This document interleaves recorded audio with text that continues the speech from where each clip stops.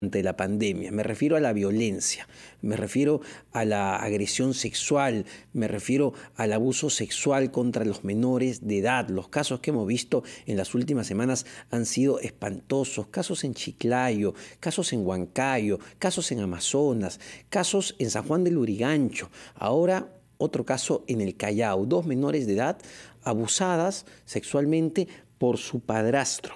Increíble, francamente. ¿Qué tipo de ayuda debe recibir una víctima de abuso sexual cuando es una menor de edad? Que no sé si es diferente. ¿Cómo apoyar a la familia? ¿Cómo denunciar? ¿Cómo prevenir estos casos? Estamos ya conectados con Patricia Garrido, directora de la Unidad de Articulación de Servicios de Prevención, Atención y Protección del programa Aurora del Ministerio de la Mujer y Poblaciones Vulnerables. ¿Cómo está, señora Garrido? Muy buenas tardes. Buenas tardes, Omar. Muchas gracias por el espacio, ¿no? Buenas tardes a todos tus radioescuchas. Bueno, a ver, los casos son tremendos y lamentablemente lo que vemos en la estadística es que van en aumento. Yo citaba una data que es totalmente promedio y corríjame si me estoy quedando corto o estoy exagerando, entre 15 a 18 casos por día de abuso sexual contra menores de edad. Sí, te comento que en el año, en lo que va del año de enero a marzo, hemos tenido 5.861 casos de violencia sexual, ¿no? Que incluye diferentes tipos de violencia, 2.634 casos de violación sexual, lo que definitivamente nos hace tomar alerta, como tú dices, ¿no? Realmente los casos que estamos viendo últimamente, los que hemos visto de niñas, niños, adolescentes, nos llama realmente a la reflexión de todas las acciones preventivas que estamos realizando y que tenemos que fortalecer precisamente para contribuir, ¿no?, para que las familias, al interior de las familias, las instituciones educativas, tomemos las medidas preventivas para evitar situaciones de violencia. Estamos claros que la mayor parte, el número más alto de casos de violación sexual se dan al interior de las familias, ¿no? Entonces, por personas del entorno. Eso es bien importante porque, claro, a veces nosotros ni siquiera nos imaginamos, ¿no? ¿Cómo vamos a imaginar que alguien con quien hemos compartido, hemos vivido tanto tiempo, puede ser un potencial agresor? Por eso me gustaría que hagamos mucho énfasis, Patricia, en poder decir cómo prevenir, cómo cuidar a nuestros niños, a nuestras niñas, adolescentes. Así es. Sí, Omar, es cierto, ¿no? Nosotros muchas veces nos preocupamos de nuestras hijas, de nuestros hijos, ¿no? Cuando están fuera de nuestras casas, cuando se trasladan, ¿no?, que también genera una preocupación. Pero a veces nos damos cuenta que la persona agresora y el riesgo para ellas y ellos está dentro de nuestro propio hogar. Y esto tiene que ver con ¿qué? Con la conducta de la persona agresora. La persona agresora, ¿no?, en muchas oportunidades va a llegar al espacio y va a ver efectivamente, la persona agresora va a ver la oportunidad. ¿Y dónde va a ver la oportunidad? En familias de repente donde, bueno, niñas, adolescentes que no estén preparados emocionalmente, de repente vulnerables, ¿no?, a quienes ellos los puedan asustar, porque una de las estrategias que toman las personas agresoras sexuales es asustar a nuestras hijas y a nuestros hijos, amenazándolas de que si tú dices algo, ¿no?, yo voy a matar a tu mamá, va a desaparecer tu familia, o si es del entorno muy cercano, yo me voy a ir preso y no van a tener que comer, porque este tipo de miedos, de manipulación, existen en nuestros hijos. De esta manera, nosotros por eso vamos a ver casos donde se devela el secreto, ¿no?, se devela esta situación de abuso mucho tiempo después. De repente no es la primera oportunidad que la persona la ha agredido, sino se devela cuando ya el niño, niña, adolescente ya no puede tolerar más, ¿no? Entonces, ese momento en que devela, en que cuenta la situación que se está presentando, es muy importante la respuesta que tenga de la persona a quien le cuenta. Y ahí me parece bien importante los lazos de confianza, que a veces, claro, uno podría pensar, claro, pero es mi hijo, pero es mi hija, evidentemente me va a contar, Y no es tan cierto, no siempre los niños, niñas o adolescentes se sienten tan dispuestos a contar las cosas, a estar abiertos a contar las cosas.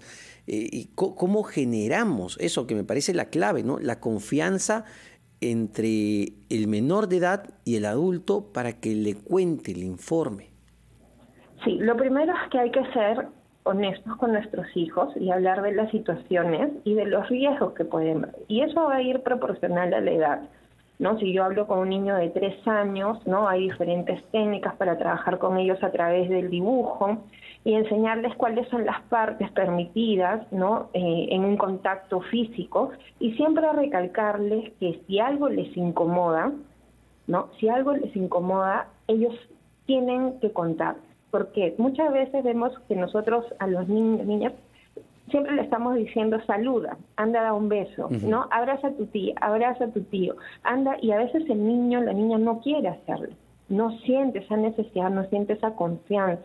No hay que forzar esas situaciones, porque lo importante es que en las relaciones donde hay contacto físico, un beso, un abrazo, estas sean naturales para el niño y sean cómodas. Entonces, ese es el primer mensaje, que cuando haya una situación que le genere una incomodidad o desconfianza, inmediatamente se las pueda contar y esto es importante decirlo más, principalmente que le vamos a creer, porque la persona agresora no pone en duda la palabra, ¿no?, de la víctima. Entonces le dice, no te van a creer. No te van a creer, y de verdad el niño, niña, esa edad no tiene ese procesamiento de entender que está siendo manipulado, ¿no es cierto? Entonces el niño cree, ¿no? Él está pensando efectivamente de que esta situación no lo van a creer. Por eso te decía, es tan importante que cuando se devele el hecho de violencia, si es que este ya se ha dado, es la reacción de la persona que escucha el caso, ¿no? Porque si yo reacciono sin creer, poniendo en duda o justificando la conducta, el niño, lo más probable, el niño, la niña, adolescente, es que se retracte, ¿no? Entonces vamos a tener casos donde en un primer momento lo contó y luego se retractó. Y esta retractación tiene que ver con cómo el entorno ha reaccionado frente a su caso. Ahora, ¿no? Entonces, ahí, esto es ya cuando la situación se presenta, pero sí, en la claro. prevención nosotros tenemos que también fortalecer los lazos familiares, el tema de la comunicación, las familias que viven violencia, ¿no? Mujeres que viven violencia. Y en este momento, Patricia, que ya han sucedido casos como el de Chimbote, casos como el que estamos narrando en el Callao, donde 2 menores han sido abusadas por su padrastro, ¿qué se está haciendo? ¿Qué se está haciendo desde el Ministerio de la Mujer en este momento? Para que la gente también entienda qué herramientas tiene a la mano una vez que han sucedido estos casos.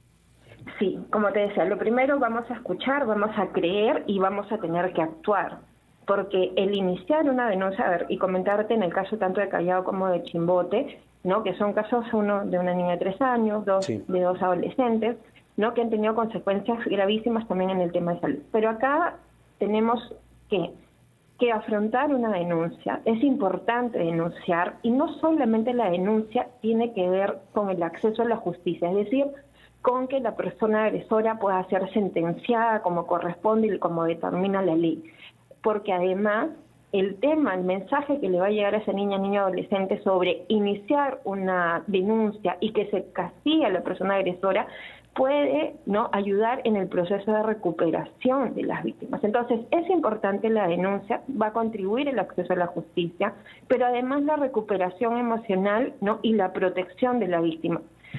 Es importante, ¿por qué? Porque muchas veces, al ser del entorno, si el caso no se denuncia, lo más probable es que la persona agresora tenga nuevamente acceso a la víctima. Eso quiere decir que los hechos se vuelvan a presentar. Entonces, es importante denunciar, es importante que la niña o niño, y te comento, el caso va a pasar una evaluación de medicina legal, va a pasar una evaluación psicológica, cámaras GESEL para su declaración, pero también es importante que va a recibir el kit de emergencia en un hospital o centro de salud, ¿no? Y este va a prevenir infecciones de transmisión sexual siempre que estemos en el lapso, ¿no?, de las 72 horas, pero si no, igual va a recibir un tratamiento adecuado, va a recibir una atención médica especializada, ¿no? Y luego también vamos a trabajar toda la parte de recuperación, que es tanto a nivel psicológico, médico, ¿no? Y también social, porque hay que fortalecer los recursos de esas familias. Entonces, frente a un hecho de violencia sexual, no, el impacto realmente para las víctimas es alto, ¿no? Entonces, muchas personas hoy adultas que han vivido violencia y que de repente es sexual en su infancia, ¿no? Muchas veces, a pesar de que piensan que los años van a hacer que curen esas heridas, salen, no salen a la luz y esas personas ya de adultas buscan ayuda. Entonces no dejemos que nuestras hijas, nuestros hijos sufran tanto tiempo y ayudémoslos inmediatamente, ¿no? Lamentablemente, y hay que tenerlo claro, el único culpable de las situaciones de abuso son las personas agresoras. Ellos son la familia. Son marcas que quedan de por vida, claro que sí. Exacto. Entonces hay que trabajar precisamente para que podamos ayudar a que estas situaciones tan traumáticas, tan dolorosas, porque ponernos en un escenario de un niño, que sea tu papá, que sea tu mamá, que sea o que fuera tu tío, tu abuelo, ¿no? Alguien de tanta confianza, con tanto cariño, porque hay un cariño de por medio, ¿no? Entonces todo lo que significa emocionalmente, psicológicamente, es lamentablemente tremendo, Patricia.